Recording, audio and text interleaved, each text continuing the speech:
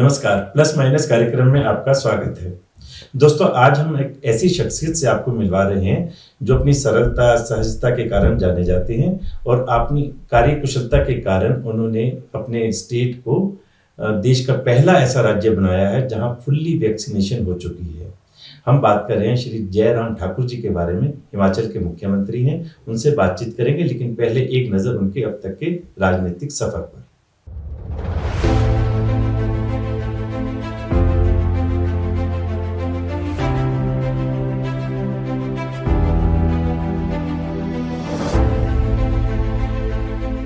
हिमाचल प्रदेश में बीजेपी संगठन के मजबूत नेता माने जाने वाले जयराम ठाकुर 1998 में पहली बार विधायक चुने गए थे और फिर तब से लेकर अब तक लगातार 5वीं बार विधायक हैं। वहीं जयराम ठाकुर हिमाचल सरकार में 2009 से 2012 तक ग्रामीण विकास और पंचायती राज विभाग का कार्यभार भी संभाल चुके हैं। इसके बाद जयराम ठाकुर ने 2017 के चुनाव में मंडी जिले की सिराज सीट से चुनाव लड़ा। फिर यहां से जीत हासिल करके वो लगातार 5वीं बार विधानसभा पहुंचने वाले नेता बने। जयराम ठाकुर हिमाचल में भाजपा के प्रदेश अध्यक्ष भी रह चुके हैं। वहीं ये भी कई अन्य नेताओं की तरह ही राष्ट्रीय स्वयंसेवक संघ के कार्यकर्ता भी हैं। दूसरी ओर जयराम ठाकुर को हिमाचल में पूर्व मुख्यमंत्री शांता कुमार का करीबी नेता माना जाता है। हिमाचल के मौजूदा मुख्यमंत्री जब स्नातक की पढ़ाई कर रहे थे तभी भाजपा के छात्र संगठन एबीवीपी से जुड़ चुके थे। जयराम ठाकुर एक गरीब परिवार से हैं और छोटी सी उम्र से ही उन्होंने अपने राजनीतिक सफर की शुरुआत की थी, जो अब प्रदेश के मुख्यमंत्री पद पर काबिज हैं। Bureau report. जयराम जी, आपका कार्यक्रम में स्वागत है। सबसे पहले आपको बहुत बहुत शुभकामनाएं आपको जन्मदिवस की। Thank you. आपने अपना राजनीतिक कैरियर विद्यार्थी परिषद से शुरू किया, राष्ट्रीय स्वयंसेवक संघ से जुड़े रहे, उसके बाद अखिल भारतीय विद्यार्थी परिषद में और फिर भारतीय जनता पार्टी में। कैसे आप राजनीति में प्रवेश आपका कैसे हुआ? देखिए, बिल्कुल मेरी पृष्ठभूमि परिवार की अगर देखें तो राजनीति से कोई लेना देना नहीं था। गाँव जहाँ पैदल जाकर के पहुंचना होता था, जिस स्कूल में पढ़ता था, जहाँ से मैंने मैट्रिक की 10वीं की परीक्षा पास की, वो स्कूल मेरे घर से 9 किलोमीटर दूर पड़ता था। तो 9 किलोमीटर जाता था, 9 किलोमीटर आता था, 18 किलोमीटर सफ़र करता था। तो ऐसे में सहजता और सरलता के साथ जीवन बचपन का गुजरा है। और ऐसे में जहाँ तक उसके पश्चात फिर हमारा कॉलेज में आना हुआ, तो कॉलेज में विद्यार्थी परिषद के साथ हमारा संपर्क हुआ। अटल जी हमको अच्छे नेता लगते थे और उनका प्रभाव था, और स्वाभाविक रूप से उनका प्रभाव परिवार पर भी था और गांव वालों पर भी था। आपके परिवार में कोई राजनीति में रहा या संघ से जुड़ा रहा कभी? कोई भी परिवार से कोई भी राजनीति में भी नहीं रहा और संघ में भी इस तरह की पृष्ठभूमि नहीं।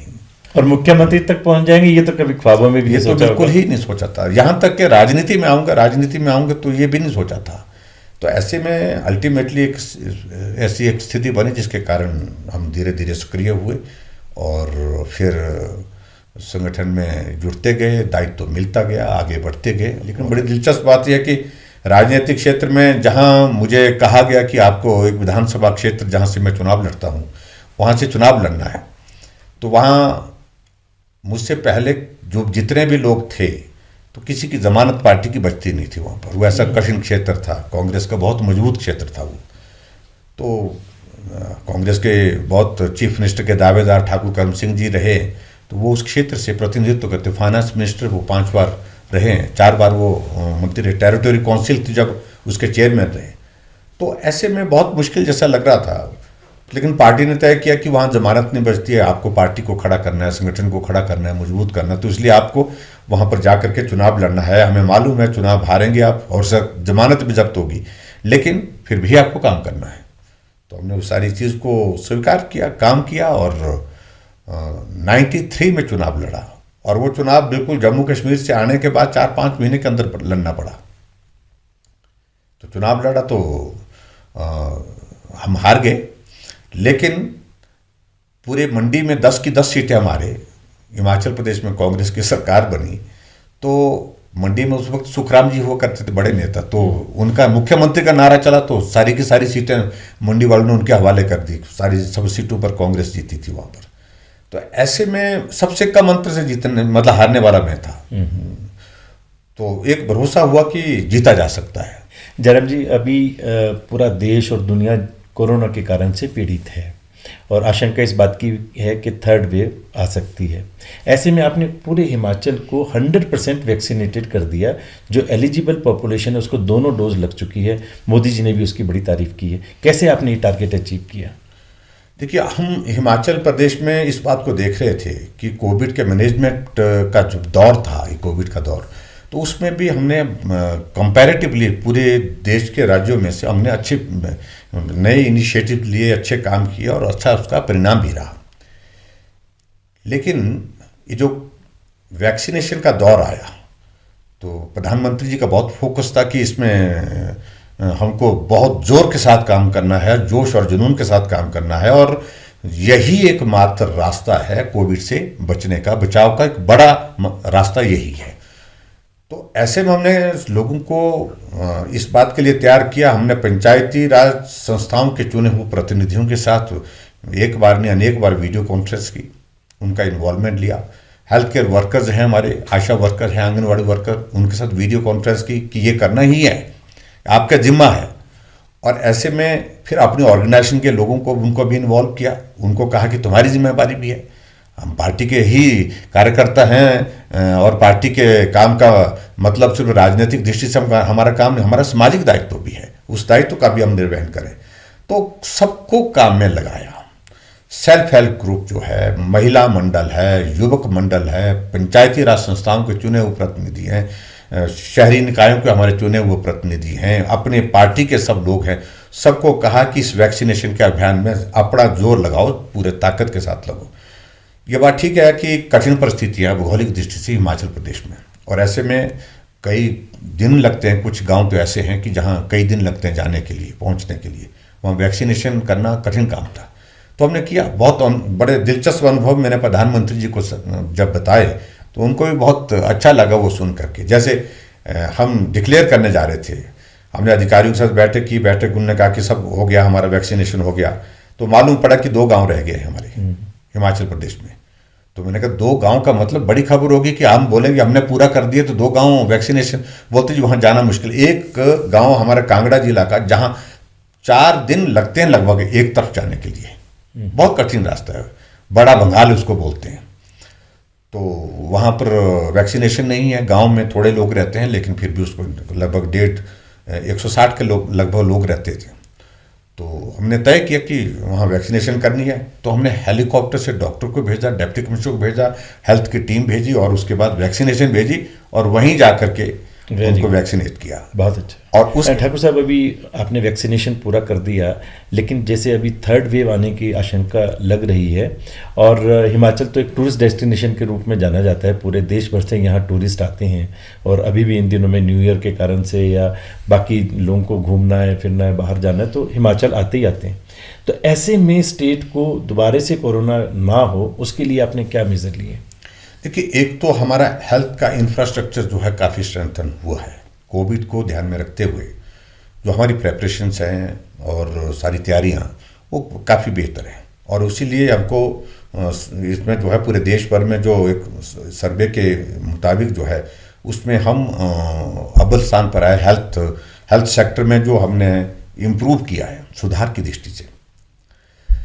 जहाँ तक नए वेरिएंट की अगर बात कहें तो स्वाभाविक रूप से चिंता का विषय है ही है, इसमें दो राय नहीं है, क्योंकि इस वेरिएंट के बारे में यही अभी तक जो जानकार बता रहे हैं कि इसका स्प्रेड बहुत फास्ट है, डेल्टा से भी ज़्यादा इसका ओमिक्रॉन का स्प्रेड फास्ट है, तो चिंता का विषय है। लेकिन साथ में ये भी बताया जा रहा है कि थोड़ा उतना फैटल नहीं है, फैटलिटी रेट इसका कंपैरेटिवली कम है, तो ये तो बात की। लेकिन फिर भी अगर संक्रमित होंगे तो चिंता का विषय है। और ये मौसम बहुत ज़्यादा सर्दी का मौसम जो है इसमें वायरस बहुत तेज़ी से फैलने की संभावना रहती है। हमने बेड कैपेसिटी बढ़ाई है। ऑक्सीजन जब हमारा डेल्टा प्लस आया तो उस वक्त हिमाचल प्रदेश में सिर्फ 2 ऑक्सीजन प्लांट थे। आज हमारे पास ऑक्सीजन प्लांट का नंबर जा करके 41 पहुँच रहा है। तो ऐसे में वो हमारी बेड कैपेसिटी के हिसाब से हमारी 1200 की बेड कैपेसिटी थी, आज हम 8000 की बेड कैपेसिटी पर खड़े हैं। तो बहुत ज़्यादा उसमें हमने इंफ्रास्ट्रक्चर जो है सारी सुविधाओं की दृष्टि से, वेंटिलेटर की अगर हम बात करें, हिमाचल प्रदेश में जब डेल्टा आया था तो उस वक्त हमारे पास 50 से भी कम वेंटिलेटर थे, आज हमारे पास 900 से ऊपर वेंटिलेटर हैं, तो ऑक्सीजन कॉन्सेंट्रेटर है। प्रेपरेशन के हिसाब से मैं कह सकता हूँ कि हमारा काफ़ी बेहतर है। अब उस तरह से सभी प्रदेशों का मुझे लगता है कि उसमें इम्प्रूव हुआ है, लेकिन हमने उसमें फोकस होकर के काम किया है। तो ऐसे में अभी जहाँ तक आप विशेष तौर से पूछ रहे हैं कि जो टूरिस्ट आ रहे हैं और हिमाचल प्रदेश एक टूरिस्ट डेस्टिनेशन है, इसमें दो राय नहीं है। अभी भी हम देख रहे हैं कि नए साल के लिए भी काफ़ी टूरिस्ट इन दिनों में अभी आए हैं, घूमने आए हैं। सर्दी के मौसम में एक अलग तरह का टूरिस्ट हिमाचल प्रदेश में आता है, नए कपल आते हैं घूमने के लिए, स्कूल में जब छुट्टियां होती है लोग बड़ी संख्या में आते हैं। तो ऐसे में हमने एक चीज़ को लेकर के, हालांकि हमने रिस्ट्रिक्शंस अभी रखी नहीं है, लगाई नहीं ज़्यादा, लेकिन फिर भी हमने जो टूरिस्ट डेस्टिनेशन है जहाँ क्राउड ज़्यादा होता है वहाँ उसको क्राउड को रेगुलेट करने के लिए डिस्ट्रिक्ट एडमिनिस्ट्रेशन का एक मैकेनिज्म डेवलप किया है। और दूसरा उसमें जो होटल्स हैं, पर्टिकुलरली होटल में हमने इस चीज़ को इंश्योर किया है कि जो कोविड के लिए जो सावधानियां बरतने की ज़रूरत है, चाहे वो वेटर है, चाहे वो रिसेप्शन पे है, चाहे वो टूरिस्ट आ रहा है, उन सब के लिए जो है ये बहुत लाजमी कर दिया, ज़रूरी कर दिया कि वो कोविड का जो हमारा प्रोटोकॉल है उसका वो पालन करें।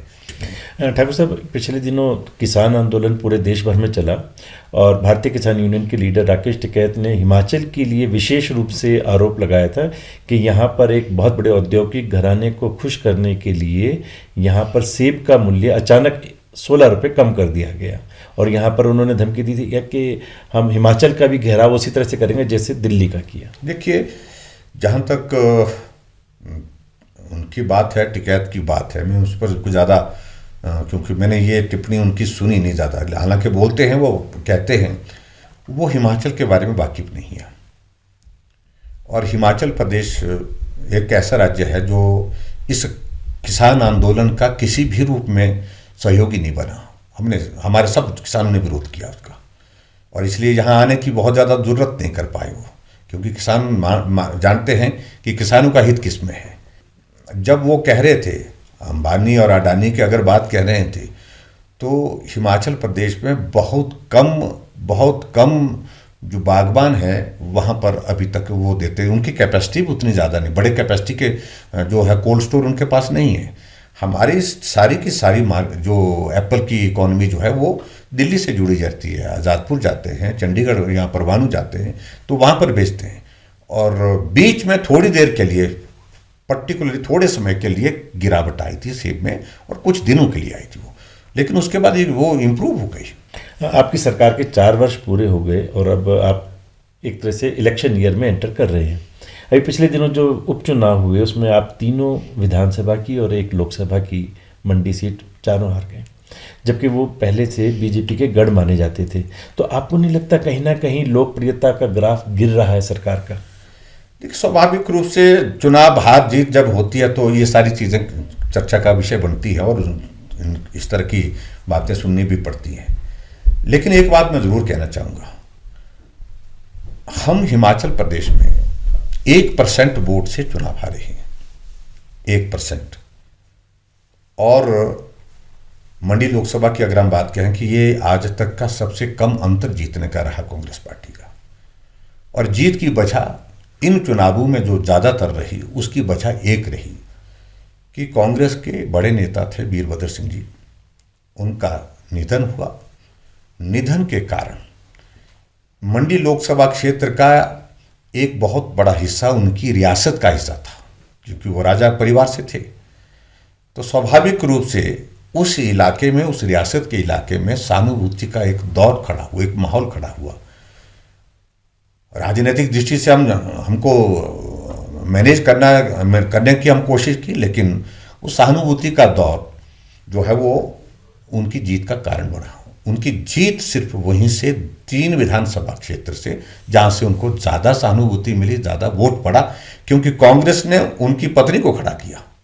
तो इसलिए स्वाभाविक रूप से उनकी पत्नी जब वहाँ पर वोट मांगने के लिए गई तो एक सहानुभूति के माहौल, उनने वोट भी सहानुभूति श्रद्धांजलि के नाम पर और इस पर ही मांगा उनने, वोट नहीं श्रद्धांजलि। ये उनने अखबार, ये इन बड़े बड़े वो स्टार लगा करके, पोस्टर लगा करके, वोट नहीं श्रद्धांजलि चाहिए।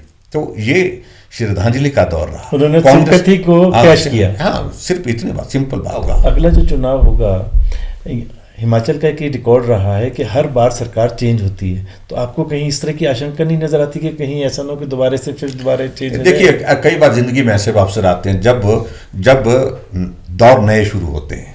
मैं इस बात को कह रहा हूं कि मेरे विधानसभा क्षेत्र में पार्टी की जमानत जब्त होती थी, लेकिन दौर शुरू हुआ तो आज हम 5वीं बार वहां से विधायक हैं, और हिमाचल प्रदेश में भी ऐसी स्थिति पैदा करने की कोशिश करेंगे हम। जो दौर चला हुआ है ये 1985 के बाद, जो हर बार 5 वर्ष के बाद सरकार बदलने का, इस दौर को रोकेंगे, और ये दौर अब की बार रुकेगा, निश्चित रूप से रुकेगा, और 2022 में हिमाचल में फिर भाजपा की सरकार बनेगी और लंबे समय तक चलेगी। चलो हम मान लें भाजपा की सरकार बनेगी, लेकिन एक और आशंका है, अभी बीजेपी ने अपने मुख्यमंत्रियों को बदलना शुरू किया, 4 स्टेट के मुख्यमंत्री बदल गए, कहीं 5वां स्टेट कौन सा होगा? अब लोग नई नई तरह के कयास लगाते हैं। देखिए, कयास लगाने से चीज़ों को, उससे कोई वो समाधान नहीं होता। कयास तो राजनीति में लगे ही रहते हैं, लेकिन अभी प्रधानमंत्री जी 4 साल पूरे होने पर हिमाचल वासियों को बधाई देकर गए हैं, शुभकामनाएं देकर के गए हैं, आशीर्वाद देकर के गए हैं। हिमाचल सरकार ने बेहतरीन काम किया है, हजारों करोड़ की सौगात भी देकर के गए और हैं। आपको बताऊं, मैं हिमाचल के इतिहास में पहली बार प्रधानमंत्री आकर के 11,500 करोड़ रुपए के उद्घाटन और शिलान्यास करके गए हैं। 28,000 करोड़ रुपए की ग्राउंड ब्रेकिंग जो है हमारे, पर्टिकुलरली जो विशेष तौर से जो प्राइवेट सेक्टर की इन्वेस्टमेंट के लिए, उसके लिए ग्राउंड ब्रेकिंग करके गए। तो ऐतिहासिक कार्यक्रम रहा। हजारों करोड़ की उन्होंने आपको प्लानिंग भी दी, और पिछले दिनों जो एक बिजनेस समिट हुई थी उसमें भी नए नए एग्रीमेंट हुए। लेकिन हिमाचल के बारे में कहा जाता है कि यहाँ पर विकास कार्य शुरू होते हैं फिर रुक जाते हैं, शुरू होते हैं फिर रुक जाते हैं। जैसे एक हमारे पास में उदाहरण हमें मिला कि तरवाई ब्रिज में कुछ गवर्नमेंट प्रोजेक्ट हैं वहाँ पर, डिस्ट्रिक्ट चंबा में, तहसील चूरा में, वहाँ पर कुछ वो सड़कें बनने का काम होना था, वो बार बार बनता है रुक जाता है, बनता है रुक जाता है। नहीं, देखिए, उसमें एक चीज़ मैं कहना चाह रहा हूँ, उसमें 2-3 चीज़ों को मैं जिक्र करूँगा। बड़ा कारण ये रहा कि एक अनायास एक निर्णय सुप्रीम कोर्ट से आया कि हिमाचल प्रदेश में जितनी भी फॉरेस्ट की क्लियरेंसेस होंगी वो स्टेज 1 स्टेज 2 होने के बाद अंतिम पर जो है अनुमति जो है वो सुप्रीम कोर्ट से मिलेगी। हमारे 1.5 साल से स्कूल के 4 कमरों के भी क्लियरेंसेस के केसेस सुप्रीम कोर्ट में पेंडिंग रहे। कोविड के कारण वहाँ पर कोर्ट लगा नहीं। वर्चुअल कार्यक्रम में हम जो वर्चुअली जो वहाँ पर ऑनलाइन जो कोर्ट की जो कार्यवाही शुरू हुई तो उसमें हमको प्रायोरिटी नहीं मिल पाई। तो इस कारण सबसे बड़ा कारण है डिले का, वो है हमारा ये जो फॉरेस्ट की क्लियरेंसेस का इशू। अभी वहाँ पर तरवाई ब्रिज में शुरू हो गए काम और वो चलता रहेगा। अब तो सारे काम जो शुरू हुए हैं उसमें क्या, इसका मैं पर्टिकुलर पता कर लूँगा, जो आप जिसका आपने जिक्र किया तो उसका पता करने के बाद उसको एक्सपेडाइट करेंगे। मेरी जानकारी के मुताबिक तो अब काम चला हुआ ठीक तरह से। एक सुंदर सिंह ठाकुर आपके जो कांग्रेस के एमएलए हैं, उन्होंने एक बहुत डिटेल्ड क्वेश्चन बनाया था कि हाइड्रो पावर प्रोजेक्ट पॉलिसी को लेकर के, और आपने उसके विधानसभा में उसके जवाब में आपके पावर मिनिस्टर ने कहा भी था कि हम ऐसे ऐसे ऐसे करने वाले हैं। तो उसको इम्प्लीमेंटेशन करने की दृष्टि से क्या कुछ चल रहा है, क्योंकि यहाँ पर पावर प्रोजेक्ट लगते हैं और फिर बंद हो जाते हैं। नहीं, देखिए, एक चीज़ तो मैं कहूँ कि पावर पॉलिसी में चेंज की ज़रूरत है, वो हम करने जा रहे हैं। संभवतः इस 5 तारीख की कैबिनेट अभी हमारी है इसी महीने में, तो 5 तारीख की कैबिनेट में हम उस पर काम करने वाले हैं। हमने पावर पॉलिसी अलग बना दी है, अब थोड़ा उसमें बहुत चेंजेस किए हैं।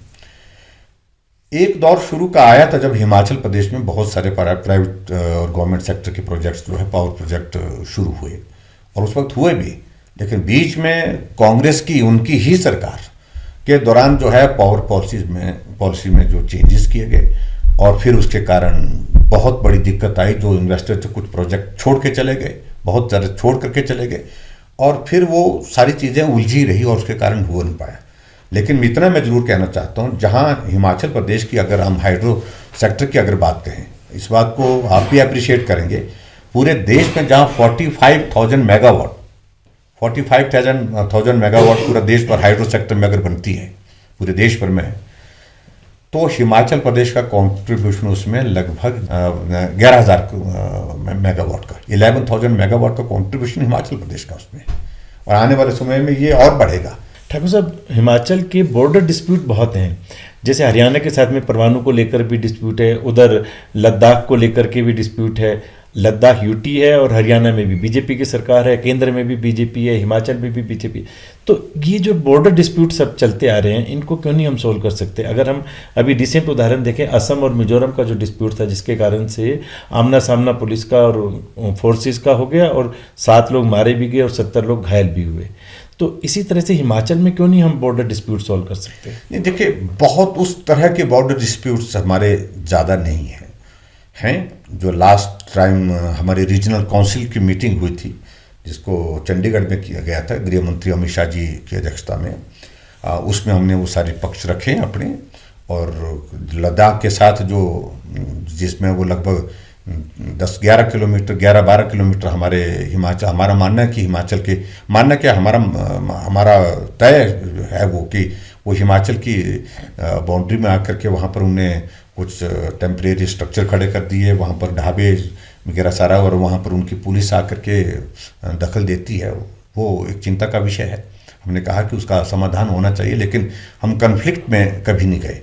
और उसी तरह से हरियाणा का जो मोरनी हिल्स के साथ हमारा जो इलाका लगता है, परवाणु के साथ कुछ इलाका लगता है, जिसमें कुछ जगह हरियाणा बोलते हुए ये हमारा है, हम बोलते हैं हमारा ये हमारा है, तो दोनों में वो कॉन्फ्लिक्ट है, उसको सेटल करने की दिशा में चीज़ें आगे बढ़ी हैं। हिमाचल में कई शक्तिपीठ मंदिर भी हैं, चिंतपूर्णी, ज्वाला जी, कांगड़ा जी।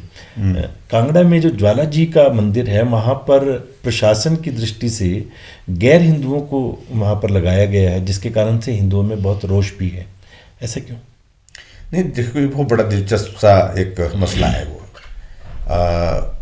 पूर्व की सरकार ने वहाँ पर जो मंदिर ट्रस्ट में जो है वहाँ पर इस तरह से 2 लोगों की नियुक्ति की, और वो नियुक्ति की डेली बेसिस पर की उसने, और बाद में वो किसी के नोटिस में इस तरह से बात नहीं आई, और बाद में मालूम पड़ा कि वो जो है वो कॉन्ट्रैक्ट पॉलिसी के अंतर्गत आ गए।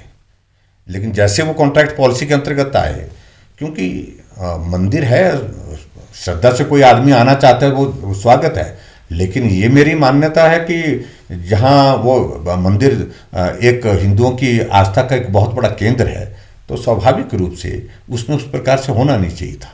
तो हमने तुरंत जो है वो जो 2 लोग हैं, उन दोनों को वहाँ से शिफ्ट करके दूसरे काम पर लगाया, उनको हटाया नहीं, उनको काम पर दूसरे क्षेत्र में दूसरे जगह उनको काम पर किया है। लेकिन ये बहुत बड़ा जो है एक इस तरह की एक बात है, जिसको मैं कह सकता हूँ कि कांग्रेस ने अपनी सरकार में किया है, और उनके लिए ये देवी देवता, ये धार्मिक स्थान, धार्मिक श्रद्धा, धार्मिक आस्था, इनके लिए कोई ज़्यादा महत्व, संस्कार, संस्कृति उन लोगों के ज़िंदगी का हिस्सा बहुत ज़्यादा नहीं होता है। अब 4 वर्ष पूरे हो चुके हैं आपकी सरकार के, 5वां वर्ष है, इलेक्शन ईयर है, तो इस 1 वर्ष के लिए क्या रोड मैप है? कैसे आप मतदाताओं को लुभाने के लिए, या आपकी सरकार, जैसा आपने कहा था कि हम पूरा प्रयास करेंगे कि बीजेपी दोबारा सरकार में आए, 1 साल में क्या कुछ करने वाले हैं, क्या योजनाएं हैं? देखिए, लुभाने वाले शब्द से मैं थोड़ा परहेज करूँगा। लुभाने वाला अपना काम नहीं होगा, हम काम करेंगे, अच्छा काम करेंगे।